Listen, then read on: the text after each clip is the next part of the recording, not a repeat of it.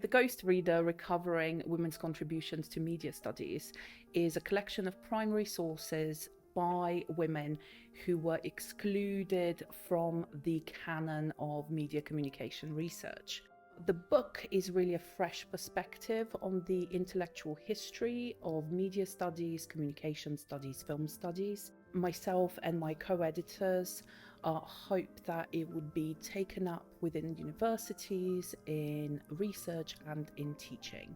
So this book is for a wide audience. Number one, we have the academics, the researchers, who will benefit from understanding a much more complex, radical and progressive history of media studies, communication studies, film studies. At the same time, we also have the academics who teach. So for them, the book should really be incorporated into their teaching, into their undergraduate classes, into their postgraduate talk classes, where they can provide a more progressive, radical foundation to the discipline and really incorporate the work of women as much more foundational to the way we think of media studies or communication studies. Finally, this book is also for the wider public. We have all seen TikToks and Instagram reels where people are recovering a lost history of a scientist or a writer, and people are really genuinely interested in the lost histories. So this is a book full of lost histories and histories that still matter. The most exciting thing about putting the book together has been actually getting the voices of women finally put together and in print. And it's been a very long process too.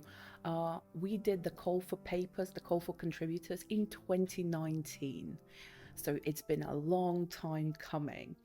And it's really great to start already seeing responses to the book too.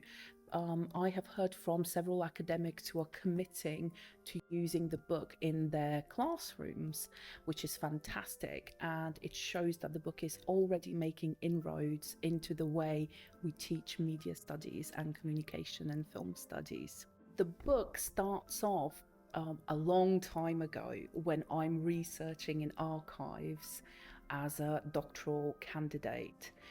And I start coming across names of women that I had never heard of before. And then I start realizing that these women are writing studies, they're doing substantial research, and yet they're never mentioned. They're just there on grant applications, sometimes in meeting minutes, in agendas, but they kind of disappear. The way we came up with the final list that went into the book was a long process.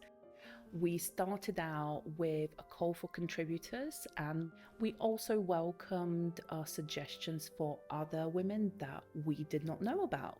This is in no way a definitive list. It's a very, very small list of an enormous amount of women who were working in this field. The Ghost Reader has been a major part of my teaching for about 4 or 5 years, even before the book was published.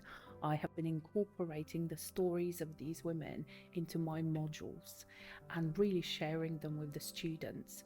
For example, here at Bangor University, in film, media and journalism, we have a third-year module called Cultural Dispatches, where students learn to become cultural critics. So that involves film, media, any kind of cultural criticism. And as one of their foundational readings, we read Freddie Washington, who is featured in The Ghost Reader. And she is incredibly important because as a Black woman in America, she is really showing us how we can be progressive, how we can be activist as we are critiquing culture.